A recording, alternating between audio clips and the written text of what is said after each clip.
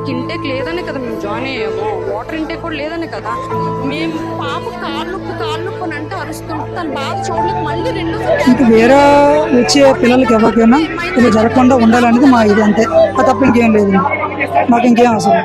కేవలం నిర్లక్ష్యంతోనే తమ 5 ఏళ్ల పాప అన్వికను చంపేశారంటూ ఆ కన్న తల్లిదండ్రులు రోధిస్తున్న తీరు ప్రతి ఒక్క గుండెల్ని పగిలేలా చేస్తోంది.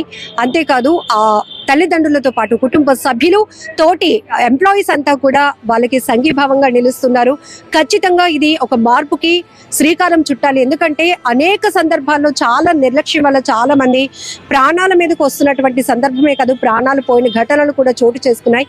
అలాగే ఈ 5 ఏళ్ల పాప కూడా ఒక నిర్లక్ష్యం వల్లే చనిపోయిందంటూ మనం ప్రస్తుతం అయితే విశాఖ దొండపర్తిలో ఉన్న రైల్వే హాస్పిటల్ దగ్గర ఉన్నాం. ఇక్కడ బంధువులంతా కూడా ఆందోళన వ్యక్తం చేస్తున్నారు.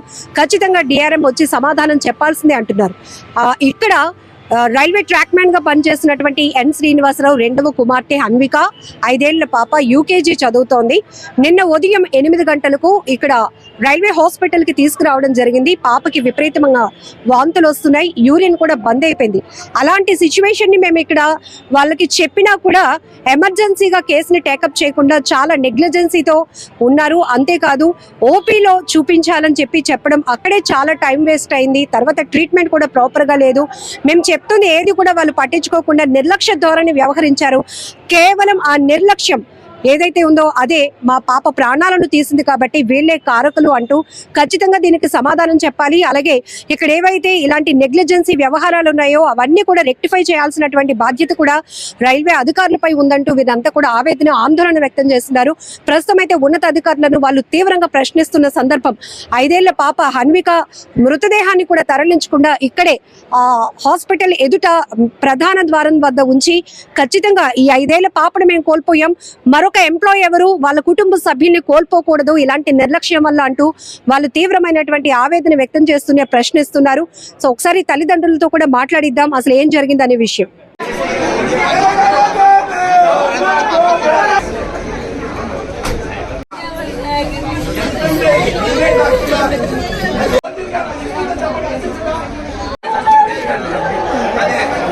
తప్పేంటి? అదే నెగ్లిజెన్సీ మరి జరిగింది.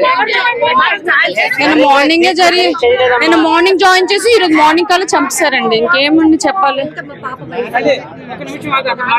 3 years 11 months అండి.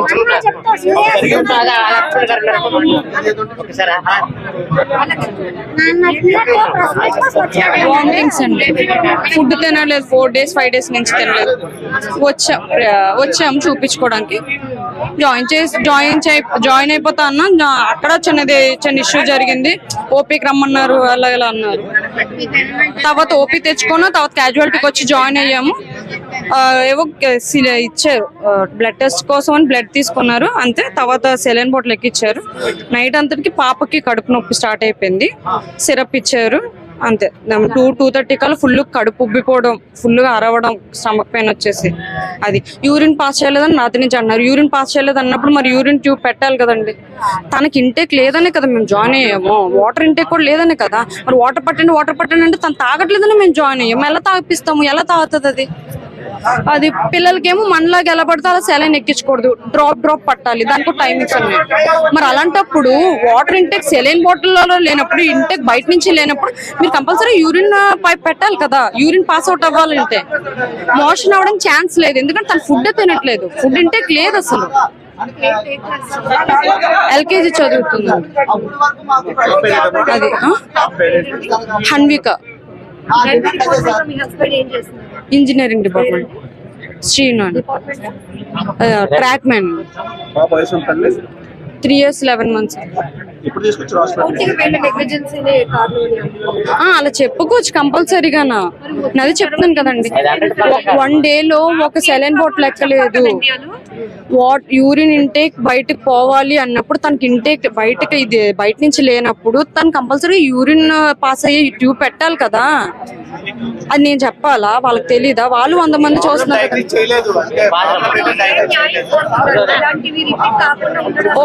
అయిపోయింది, ఇంక లేదు, లైఫ్ అయిపోయింది అంది. ఓకే, అవును, ఏం చేయలేం. ఇంకొకరికైనా చేయాలి కదా, మార్పు రావాలి కదా, చేంజ్ అనేది కావాలి కదా. నేను ఒక్కదాన్ని మాట్లాడుతున్నాను, చాలా మంది మా వైఫ్ అని మా ఫాదర్ అని బోల్డ్ మంది ఉన్నారు ఇక్కడ. మరి వాళ్ళ కోసం వాళ్ళని మారాలి కదా. 9 o'clock రాలేదు తెలుసా, మేము ఓపీ దగ్గర 9కి వెళ్తే 9:30 వరకు కూర్చున్నాం. 9:30 కూడా డాక్టర్ రాలేదు. మేము పాప కాళ్ళు నొప్పి అని అంటే అరుస్తుంటే తన బాధ చూడలేక మళ్ళీ రెండోసారి క్యాజువాలిటీలోకి వెళ్ళాం. 9:30 వరకు 9:30 వరకు మీరు రాకపోతే ఎలాగా? ఓకే జాబే, మీకు ప్రెజర్ ఉంటది, టైం టు టైం అన్ని మిగతా కూడా చేసుకోవాలి కదా. ప్రాణాలు కాపాడుతారనే కదా తీసుకొస్తారు. హస్బెండ్ ఒక్కటే అన్నారు, నార్మల్ స్పృహలో ఉంది కాబట్టి సరిపోయింది. అయితే స్పృహలో లేకపోయినా కూడా ఓపీకి వెళ్ళమంటారని అడిగారు. మేము డైరెక్ట్ క్యాజువాలిటీలోకి వెళ్ళాం. ఒకటే మాట అడిగారు, అయితే స్పృహ లేకుండా వచ్చామంటే అప్పుడు కూడా ఓపీ తీసుకోమంటారని అడిగారు.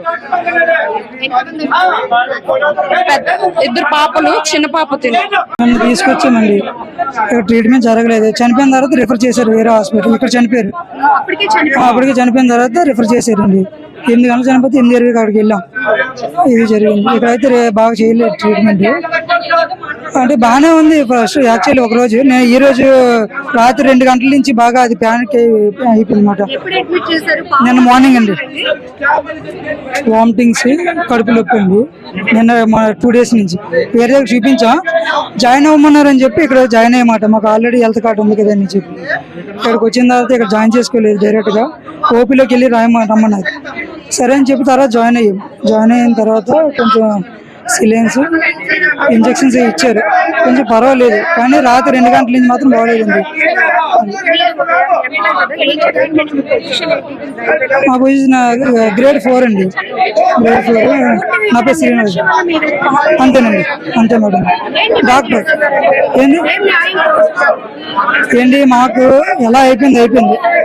ఇంక వేరే వచ్చే పిల్లలకి ఎవరికైనా ఇలా జరగకుండా ఉండాలనేది మా ఇది, అంతే. అది తప్ప ఇంకేం లేదు.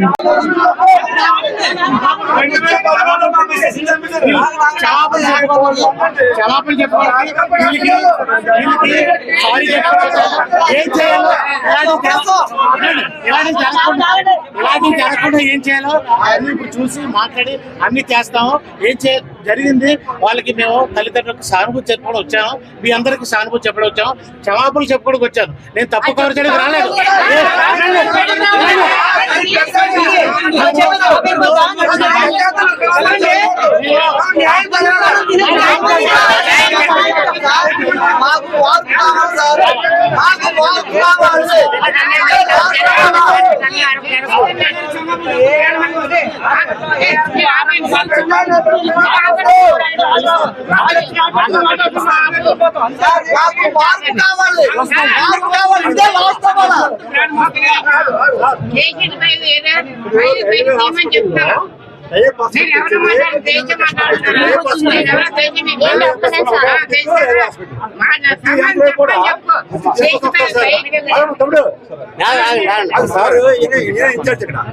ఈ రోజు మన డివిజన్ మొత్తం ఏకైక దిక్కు టీఆర్ఎస్. ఈ డైరెక్ట్ హాస్పిటల్స్ కోసం 2 years కష్టపడి రాత్రికి బాగా మనం తిరిగి డైరెక్ట్ ఇస్తుంటే రిఫరల్ చేయడానికి మన స్టాఫ్ ఎవరు సపోర్ట్ చేయట్లేదు. రెండోది ఏంటంటే క్యాజువాలిటీకి ఓపీకి అసలు ఏం చెప్పండి తేడా సార్.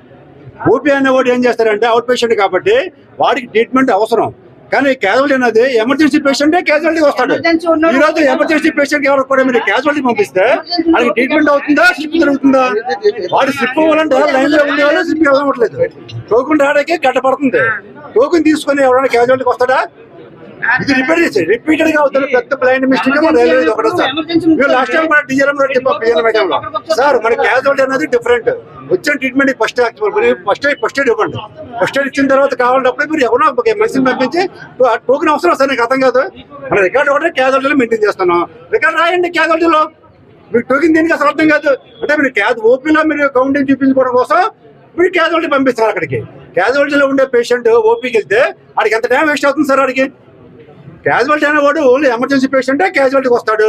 ఓపీకి వాడికి ఏంటి సంబంధం అర్థం కాదు. అసలు ఓపీకి ఎందుకు పంపిస్తారు మన స్టాఫ్? అసలు మన స్టాఫ్ ఎవరో ఓపీకి పంపించారు రైట్ లేదు. ఓపీలో ఉండే డాక్టర్ ఎవరు ఉంటే ఆర్డర్ వస్తారు. ఓకే ఆర్డర్ డాక్టర్ లేనప్పుడు సిస్టర్స్ ఏమైనా ఉండేవాడిగా సిస్టర్ ఏదో ఫస్ట్ ట్రీట్మెంట్ ఏమని చెప్పండి. హార్ట్ బాల్ తెలుస్తుంటే గ్యాస్ట్రిక్ డెవలప్ చేస్తున్నారు. వాడి ఇంటికి వెళ్ళాక బయట చూపిస్తుంటే హార్ట్ లో స్టంట్ వస్తుంది. ఈ రిపీటెడ్ నెగ్లిజెన్స్ సార్ ఇది railway hospital repeated negligence sir మాకు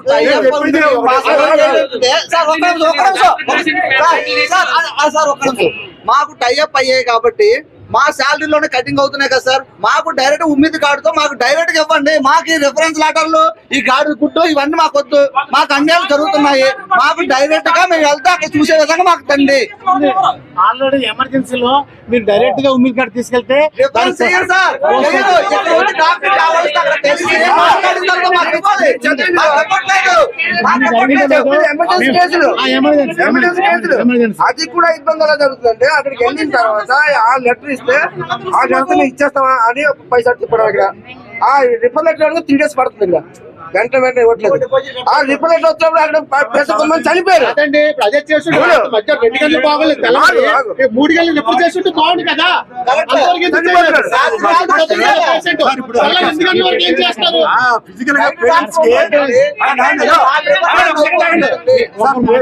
పేరెంట్స్ కి ఏంటంటే పిల్లల దాకా బాగా అర్థమవుతుంది.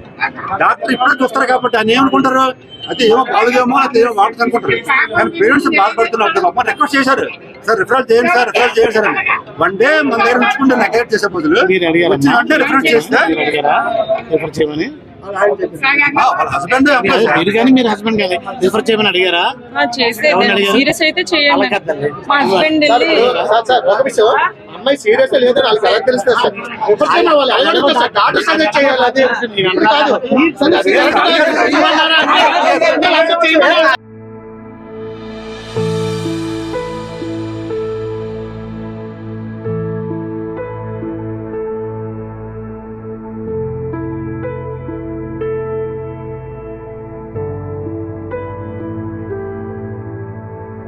తనకి ఇంటేక్ లేదనే కదా మేము జాయిన్ అయ్యాము. వాటర్ ఇంటేక్ కూడా లేదనే కదా.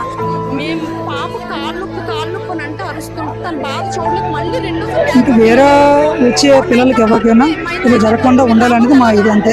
అది తప్ప ఇంకేం లేదు. మాకు ఇంకేం అవసరం.